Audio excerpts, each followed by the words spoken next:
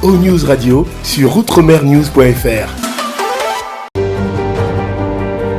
Tous à vos agendas car la classe, association culturelle de Sevran, vous propose son traditionnel pèlerinage à Lourdes du 13 au 16 août 2023.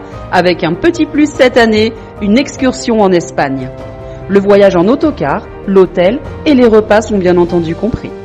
Infoline au 06 80 70 73 26. On vous attend nombreux pour des moments conviviaux et de partage. Martinique Actualité. Après avoir gagné le prologue dimanche, la Yole Sarah Énergie Nouvelle Autodistribution a gagné également la première étape Fort-de-France Diamant hier. Mais cette fois, elle a été talonnée à 19 secondes par Félix Mérine sur UFR Champflore. De toute évidence, ce dernier avait la volonté de faire oublier son dessalage de la veille pendant le prologue. Ce qui a caractérisé l'étape d'hier, c'est le manque de vent qui a obligé les compétiteurs à beaucoup godiller.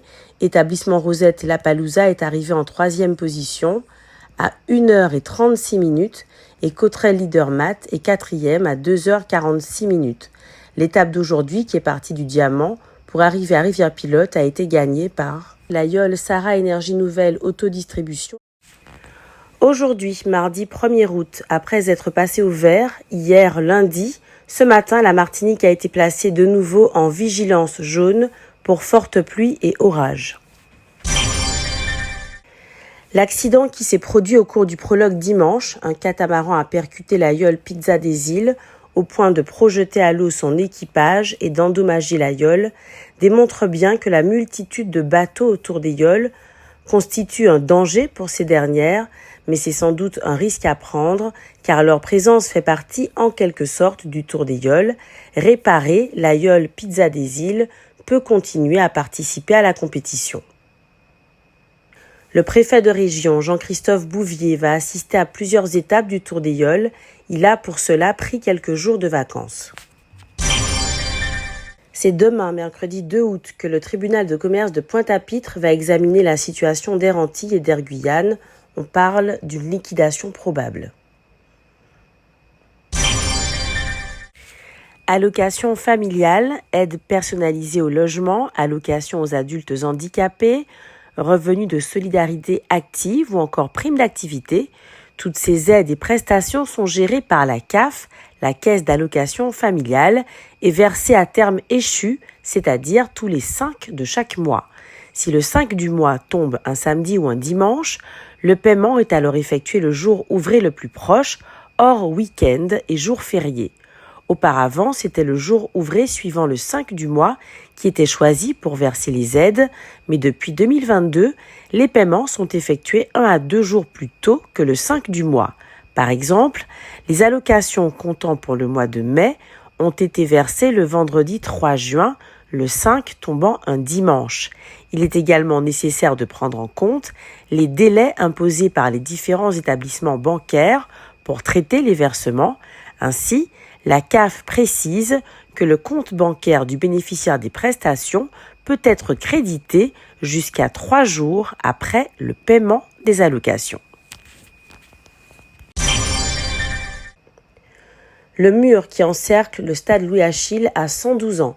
Suite aux fortes pluies de ces derniers jours, dimanche, il s'est effondré sur environ 30 mètres.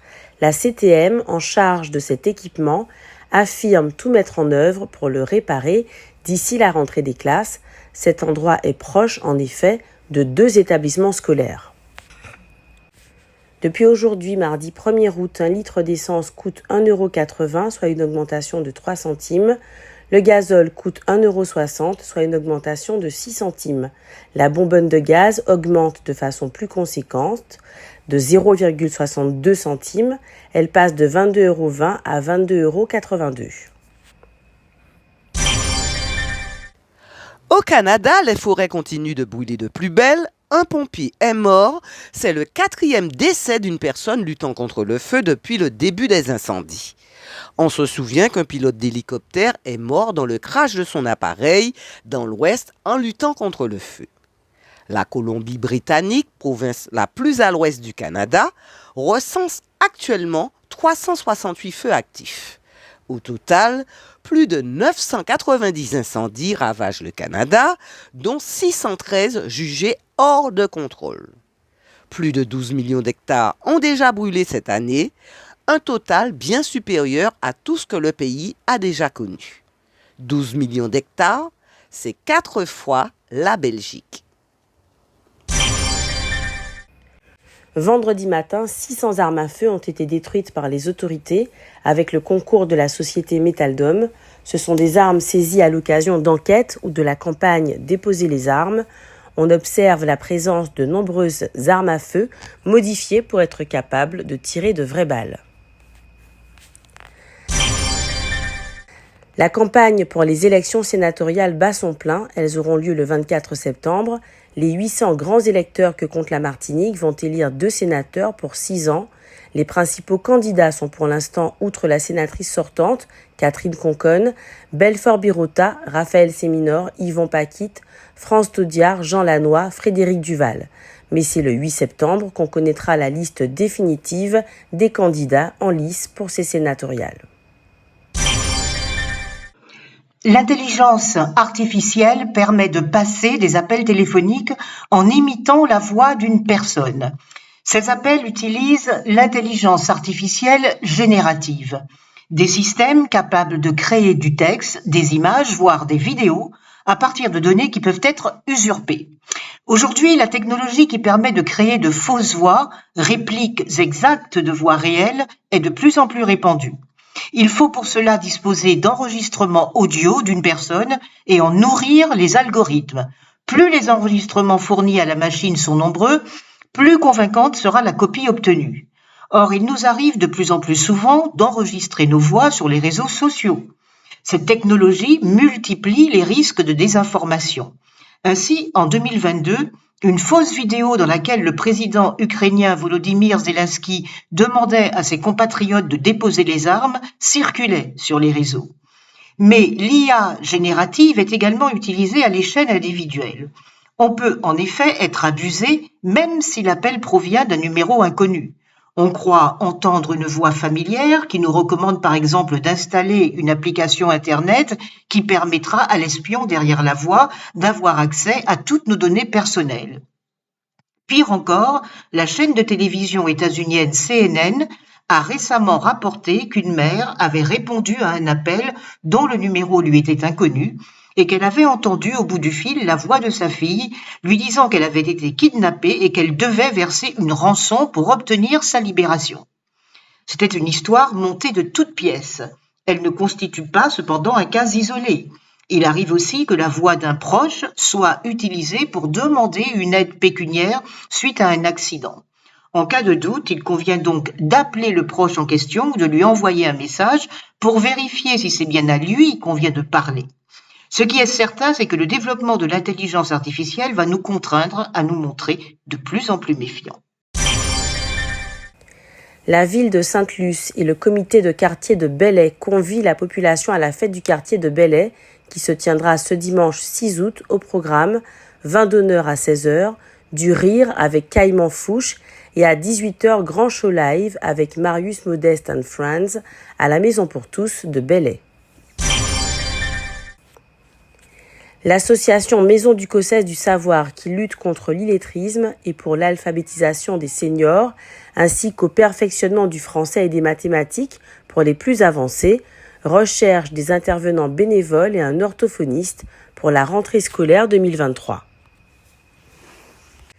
L'inflation a ralenti en France en juin. Selon l'INSEE, les prix de l'énergie ont reculé et la hausse des prix de l'augmentation a été plus modérée.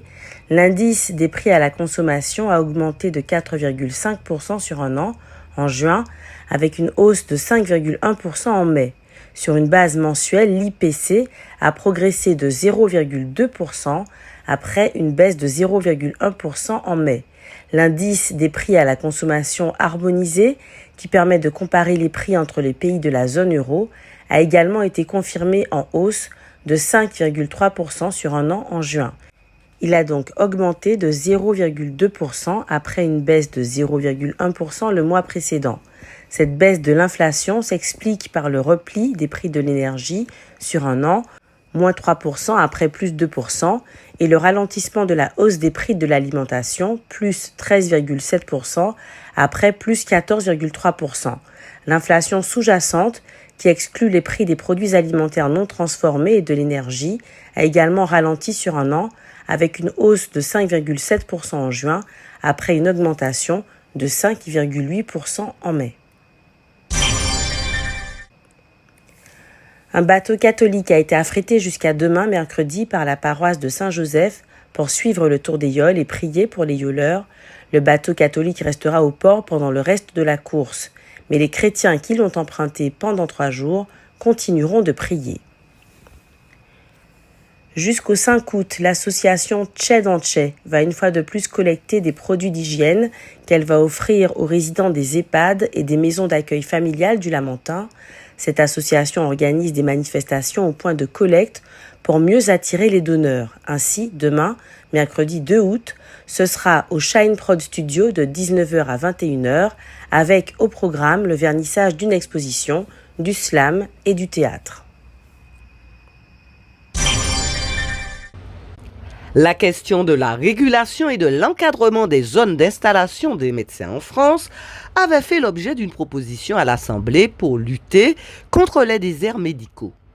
Le nouveau ministre de la Santé a déclaré ceci. « Je fais partie de ceux qui pensent que la coercition n'est pas la solution parce qu'elle ne fonctionne pas quand il n'y a pas assez de médecins. » Il a ajouté « Elle provoque au contraire un phénomène de fuite. » Notre vrai défi, en attendant que la levée du numerus clausus fasse ses effets, c'est de développer des solutions pour libérer du temps médical, c'est permettre à la médecine de ville d'avoir un exercice professionnel collectif dans le dialogue avec l'hôpital et les autres professions. Le ministre a également ajouté, sur ce sujet comme sur d'autres, je ne crois pas à la cathédrale législative. Pour avancer, il faut convaincre et partir du terrain. O-News Radio sur outremernews.fr.